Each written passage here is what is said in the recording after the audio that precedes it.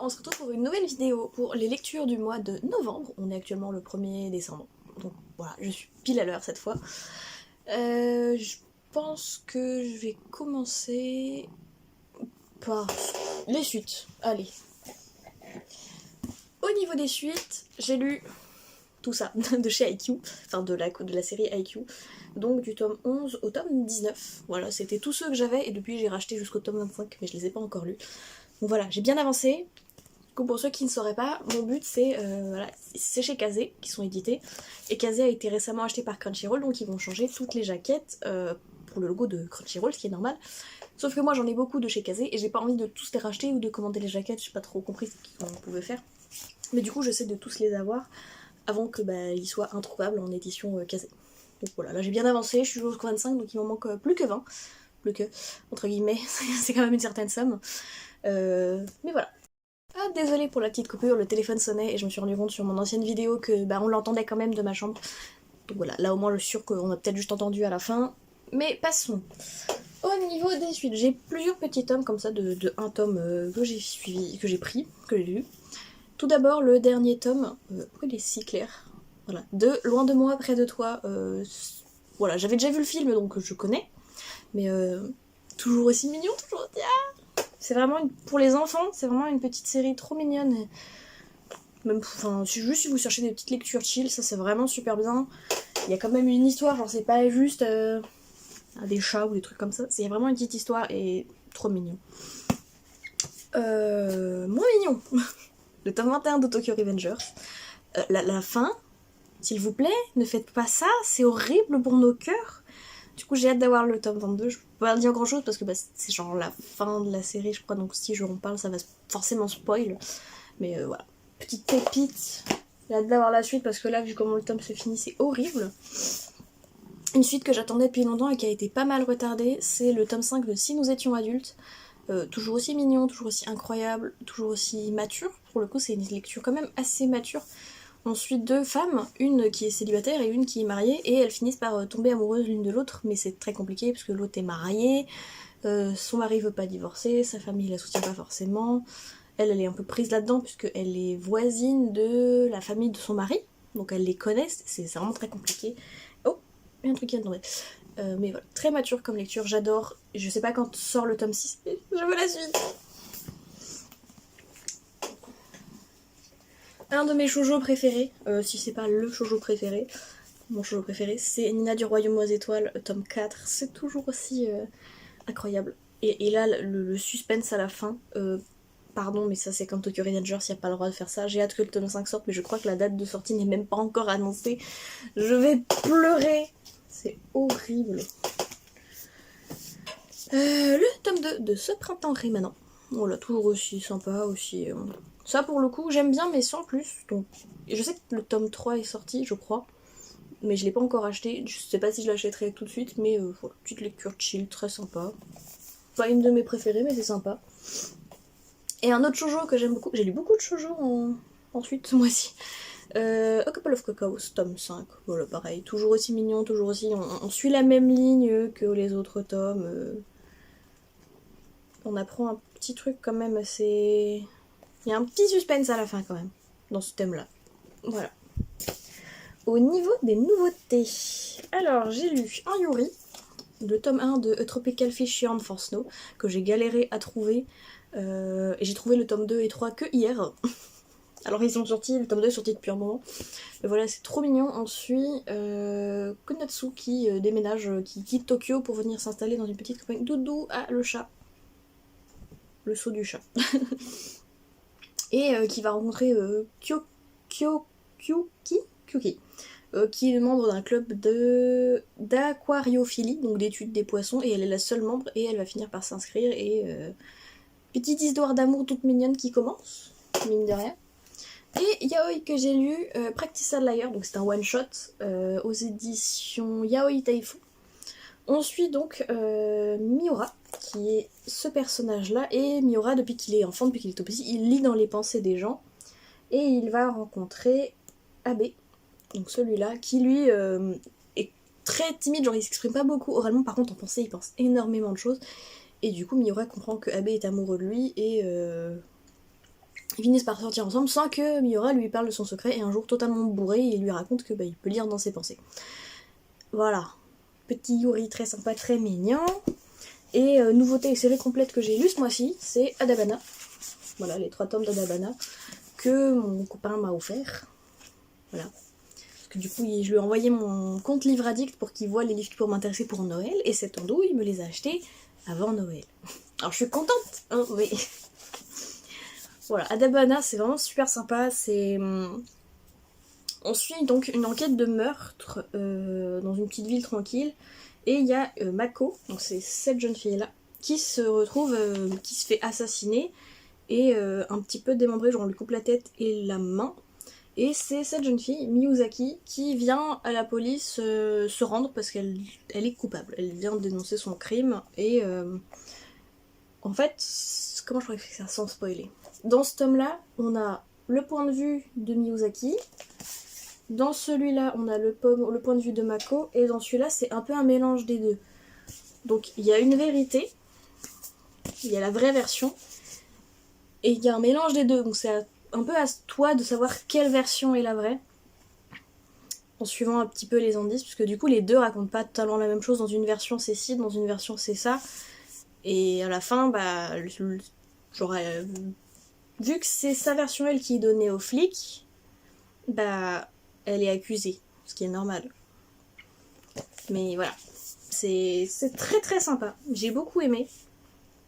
Et c'est les premiers mangas que j'ai comme ça en grand format, comparé à un manga classique qui sont assez grands. Et c'est super agréable à lire en fait. Je pensais que ce serait plus chiant, mais du coup les images et les textes sont plus grands, donc c'est hyper agréable à lire. Mais voilà, petite lecture très sympa, pour la vibe automne c'était pas mal. Et au niveau des romans, j'ai pas du tout lu de BD ce mois-ci. Au niveau des romans, j'en ai lu que 2. Parce que du coup, quasiment toutes mes lectures en fait. C'est parti Boudou Boudou, donc une youtubeuse, streameuse, lecture, jeux, vidéos, etc. Qui, une fois par semaine, a fait un système de devoirs de lecture. Et moi, pour la première fois, donc je les ai faites, et elle m'avait donné certaines lectures à faire, dont quelques romans. Donc j'en ai lu 2 sur 4. Le 3e est en cours de lecture. Du coup, j'ai lu dans ces devoirs de lecture Circé, que j'avais dans ma pile à lire depuis un petit moment, et trop bien. Alors, c'est pas du tout une romance, contrairement à ce que certains vendent. Il y a une part de romance, mais c'est pas du tout le truc principal de l'histoire. On suit donc l'histoire de la sorcière Circé, de la mythologie... C'est grec, je crois, de la mythologie grecque, de sa naissance à sa... Elle meurt... Non, pas à sa mort, elle meurt pas. Non, elle ne meurt pas. Pas dans ce roman en tout cas, mais de sa naissance à toute sa vie en fait. Donc on a le passage d'Ulysse, on a... Comment il s'appelle ? Le labyrinthe le labyrinthe du Minotaure. J'ai oublié celui qui a créé le labyrinthe, avec du coup Icare, son fils. On a toutes ces histoires, on a... Télémaque, il y a Hermès, il y a plein de trucs mythologiques, et alors, je crois pas que c'est un roman fidèle à la mythologie, mais c'est vraiment très très sympa à lire pour en apprendre un peu plus sur la mythologie et découvrir de nouveaux personnages. Moi j'ai découvert des personnages de la mythologie que je ne connaissais absolument pas et qui font partie de son histoire. Mais voilà, petite lecture très sympa. Et le roman qui m'a bouffé le plus de mon temps, qui va faire, du coup j'ai pas grand chose à lire, parce que là je crois qu'on est déjà à 8 minutes, avec la petite minute d'avant on doit être facilement à 9, voire 10. Mais voilà, Hunger Games, la balade du serpent et de l'oiseau chanteur. C'est ma maman qui me l'avait acheté il y a peut-être le jour de sa sortie, donc je sais pas quand il est sorti, mais il y a au moins 1 an, voire 2. Je l'avais lu, j'avais peut-être bien lu la moitié, et j'ai totalement déconnecté, et du coup je l'ai repris à 0. C'est long. L'histoire est intéressante, et alors par contre, toute la 3e partie, je trouve qu'elle est inutile. Parce que du coup ça se passe des années, je sais pas exactement combien de temps, mais ça se passe des années avant le tome 1 de Hunger Games. C'est donc dans cette situation, on se retrouve avec Coriolanus, qui a 18 ans, qui est d'une famille riche du Capitole, mais qui est une famille en déclin. Donc il n'y a plus de richesse énormément, qui est limite de perdre son logement. Et il va être choisi parmi avec 23 autres élèves de son académie pour être les premiers mentors des Hunger Games. C'est la première année où il y aura des mentors dans les Hunger Games. Et en gros, c'est plus ton tribut ira loin, plus t'as de récompenses, comme par exemple une place gratuite à l'université. Lui qui n'a pas les moyens de se la payer, c'est vraiment incroyable. Et il va tomber sur Lucy Gray. Lucy Gray qui est une voyageuse du district 12. Elle ne fait pas partie du district 12, elle est ce qu'on appelle une coven. Donc c'est un cirque ambulant, je pense, on peut le dire comme ça, c'est un cirque ambulant, et ils se sont retrouvés coincés au district 12 et elle a été choisie pour être son tribu. Et au début, quand il la voit, c'est merde, une fille chétive du district 12, le district 12 étant le plus pauvre.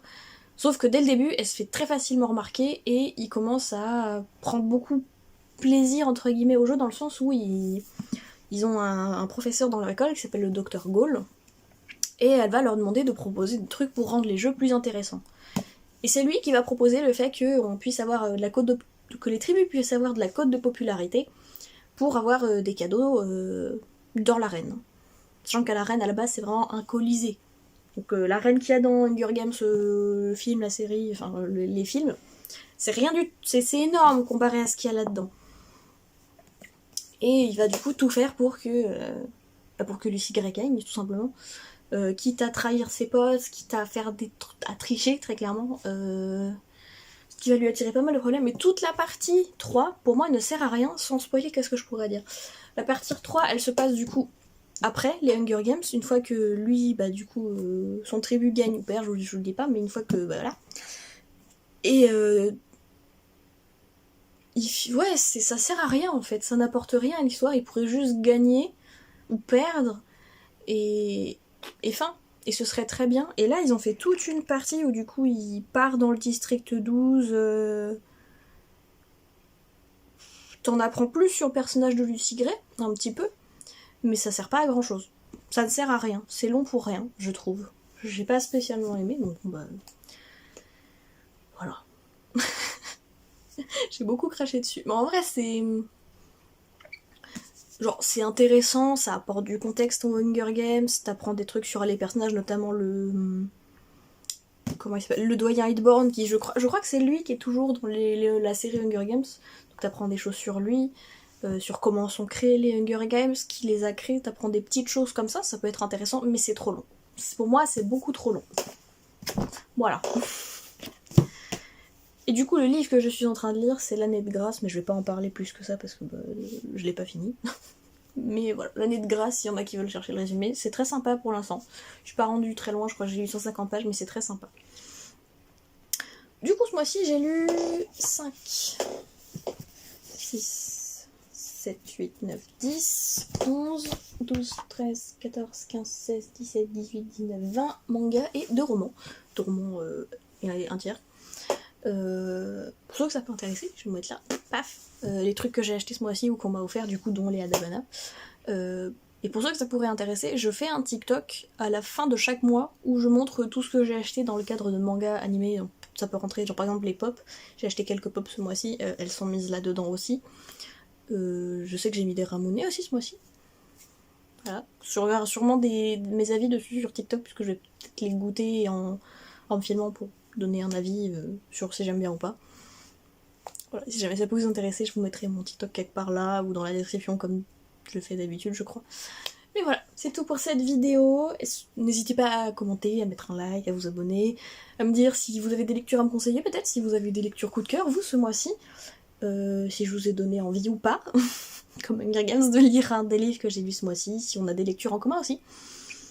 Et puis bah voilà, on est tout bon. Plus pour une prochaine vidéo.